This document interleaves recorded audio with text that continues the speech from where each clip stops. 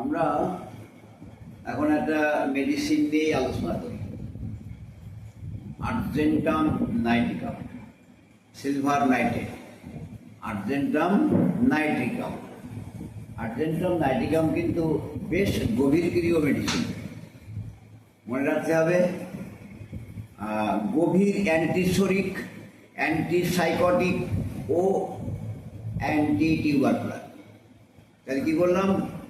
গভীর antipsoric, antisycotic ও anti tubercular. Silver nitrate, argentum নাইটিকাম।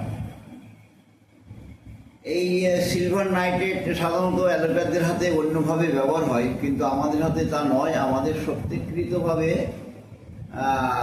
একে প্রয়োগ করা হয়েছে। যে যে লক্ষণ পাওয়া হয়েছে সেই লক্ষণ অনুসারে রোগীদেরকে আমরা প্রয়োগ করি।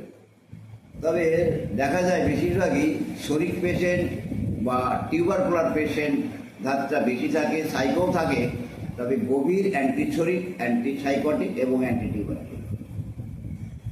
আমি তোমাদের ওষুধ পড়ানোর সময় অনেক সময় বলি যে কোন কোন মেডিসিন কিসের উপরে বেশিরভাগই বেস করতে হয়।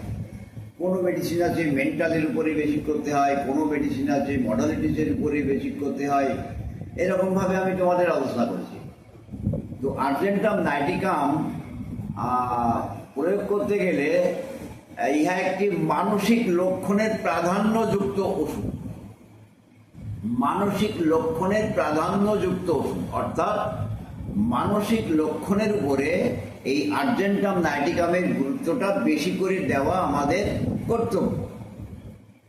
মানসিক লক্ষণ না থাকলে সেখানে তরুণ রোগ চিকিৎসা হলেও বা পুরাতন রোগের সাময়িক উচ্ছ্বাস অবস্থায় চিকিৎসা হলেও ধাতুগতভাবে ট্রিটমেন্ট কিন্তু হয় না। যার কারণে আমাদের এই সমস্তগুলি খেয়াল রাখতে হয়। ইহা শরীরের স্নায়ুমণ্ডল, স্নায়ু নার্ভ বলে না, নার্ভের রুগী। ইহা রুগীর স্নায়ুমণ্ডল, পেশিসমূহ, শৈলেশ্বরিক ঝিল্লি, হজম যন্ত্র আক্রান্ত, যে কোনো একটা আক্রান্ত হয়। হজম যন্ত্র, নাই স্নায়ুযন্ত্র, না হয় পেশিসমূহ, না হলে শৈলেশ্বরিক ঝিল্লি, বা কারুর দুটো তিনটে, কারুর একটা। এই অঙ্গগুলি আক্রান্ত হওয়ার সাথে সাথে ইহার বুদ্ধিবৃত্তি, স্মৃতিবৃত্তি এবং বিচার বুদ্ধির গোলযোগ হয়ে পড়ে, সে যুক্তিহীন হয়ে পড়ে।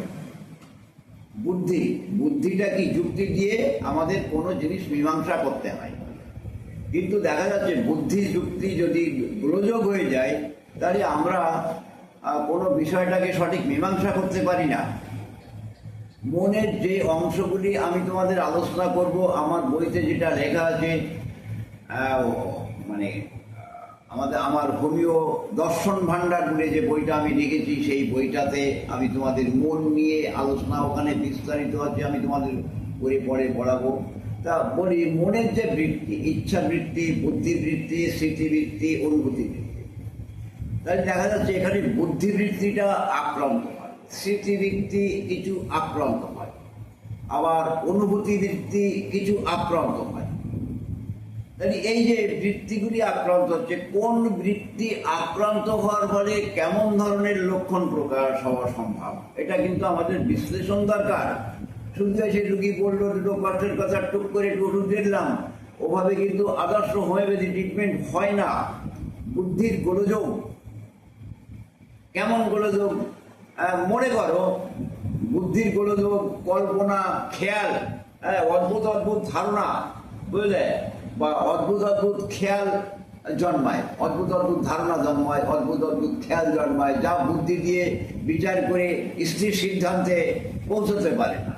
আমি কিন্তু সাইলেশিয়ার কথা বলছি না, সাইলেশিয়াও কিন্তু স্থির সিদ্ধান্তে উপনীত হতে পারে না, সেটা এক জিনিস, কিন্তু এটা আর এক জিনিস। যেমন ধরো স্টেশনে দাঁড়িয়ে আছে, প্ল্যাটফর্মের উপরে গাড়ি আসবে, গাড়ির লাইন আলাদা, তা ও যখন গাড়িটা যখন ট্রেন যখন ওই লাইন দিয়ে আসছে, তখন ও কিন্তু অন্তত 20 হাত পিছিয়ে যাচ্ছে।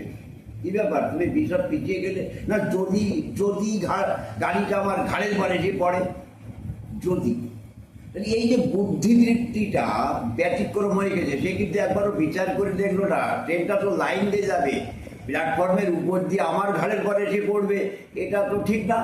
কিন্তু এই বুদ্ধিবৃত্তিটা তার ব্যতিক্রম। সে রাস্তা দিয়ে হাঁটছে, সামনে দিয়ে গাড়ি আসছে, যদি গাড়িটা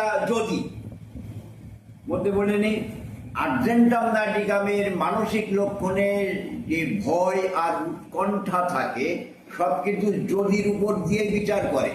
যদি গাড়িটা আমাকে অ্যাক্সিডেন্ট করে,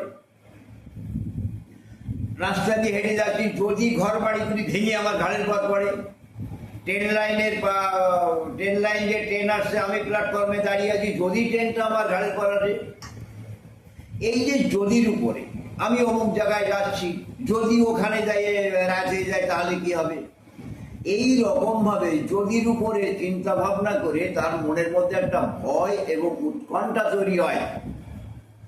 আর যার কারণে মনে নানান রকম অদ্ভুত ধারণা জন্মায়, অদ্ভুত খেয়াল এবং বিশ্বাস জন্মায়, মনে হয়, কিন্তু তার কোনো যুক্তি থাকে না। আর সেই জন্যই সে সর্বদা মানসিকভাবে চিন্তা করে, মানসিকভাবে ব্যস্ত এবং ত্রস্ত হয়ে পড়ে। আর্জেন্টাম নাটিকামের রুগী ব্যস্ত এবং ভীতু, ব্যস্ত, সব কাজেই তার মধ্যে একটা ব্যস্ততা থাকে। যদি আর্জেন্টাম নাটিকামের রুগীর ট্রেন ধরতে হয়, বাস ধরতে হয়, তাহলে বাড়ির থেকে 10 মিনিটের পথও যদি থাকে হাঁটা পথ, সে 1 ঘন্টা আগে গিয়ে বসে থাকবে। যদি ট্রেনটা চলে যায়, যদি বাসটা না পাই, যে টাইম জানে, তার সত্ত্বেও সব কিছু যদির উপরে ব্যস্ত।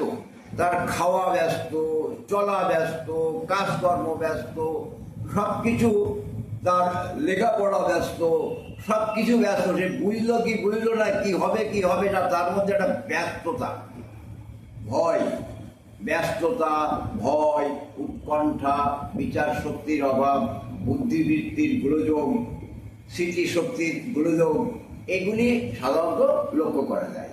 স্নায়ুমণ্ডল, শৈলের শিথিল্যে, নার্ভ সিস্টেম বা আমাদের হজম যন্ত্র, এগুলি যখন আক্রান্ত হয়, সে যখন রোগগ্রস্ত, রোগ লক্ষণ প্রকাশ করতে থাকে, এইগুলি আক্রান্ত হওয়ার সাথে সাথে তখন দেখা যায় তার মানসিক লক্ষণটা এমন হয়। আমি একটা বহু বছর আগে, সেটা প্রায় 99 সাল নাগাদ, আমি একটা পেশেন্ট দেখেছিলাম। পেশেন্টটা প্রায় আমি 6 মাস ধরে দেখার পরও সেই সারা গায়ে চর্মরোগ আমি ট্রিটমেন্ট করতে পারছি না। আর ভদ্রলোক অর্থাৎ মহলাদা সাহেব, সে কিন্তু আমাকে বাদ দিতেও রাজি না। তো আমি দেখলাম যে আমার কোথায় ভুল হচ্ছে, আমার কোথায় ব্যর্থতা হচ্ছে। তখন আমি একদিন কেস রেকর্ড করলাম। কেস রেকর্ড করার সময় যখন মানসিক লক্ষণগুলি জিজ্ঞাসা করছি, চিন্তা ভাবনা করছি, বিচার বিশ্লেষণ করছি, তখন বলছে, জানেন আমি তো 6 মাস বাড়ি থেকেই বেরোই না। কেন না, আমি চিন্তা করি আমার তো দাঁড়িয়ে আছে, তারপরে গোপ নেই, অটোমেটিক মাথায় টুপি দেওয়া থাকে, আমি মসজিদে নামাজ পড়াই, আমি একজন মুসলমান। তাদের রাস্তায় বেরোলে হিন্দু মহল্লার মধ্যে দিয়ে যাওয়ার সময় যদি আমাকে পিটিয়ে মেরে ফেলে, আমি মুসলমান, যদি আমাকে পিটিয়ে মেরে ফেলে, না আপনার কি এমন কোনো সময় কিছু ঘটেছে নাকি? না, হয়নি, তবে আমার মনে হয়। অনেক সময় রাস্তা দিয়ে যাওয়ার সময় মনে মনে চিন্তা করি যে যাবো এই রাস্তা দিয়ে, যদি ইলেকট্রিকের তারটা ছিঁড়ে আমার গায়ে জড়িয়ে দেয়। যখন এই কথাটা বললো, আমি তাকে আর্জেন্টাম নাইটিকাম 200 থেকে শুরু করে 1000 শক্তি দেওয়ার পরে তার সেই চর্মরোগ সম্পূর্ণরূপে আরোগ্য হয়ে গেল এবং তার হজম যন্ত্রটা সুস্থ হলো। দেখা গেল 200 দিলে রিলিফ হলো, কিন্তু 1000 শক্তি দেওয়ার পরে তার সর্বাঙ্গে প্রচণ্ডভাবে বেরিয়ে গেল। কিন্তু চর্মরোগ বহিঃপ্রকাশের সাথে সাথে তার কিন্তু সেই হজম যন্ত্রের উন্নতিও শুরু হয়ে গেল। যাই হোক, রোগীটাকে আরোগ্য করলাম। তাহলে এই যে ব্যাপারটা, এটা আমি বোঝানোর জন্য তোমাকে বললাম। আমার স্মৃতি কপাটে আছে এখনো, তাই আমি তোমাকে বলতে সুবিধা পেলাম। আমি এই এপিসোড এই পর্যন্ত শেষ করছি, পরেরটা পরে আবার বলছি।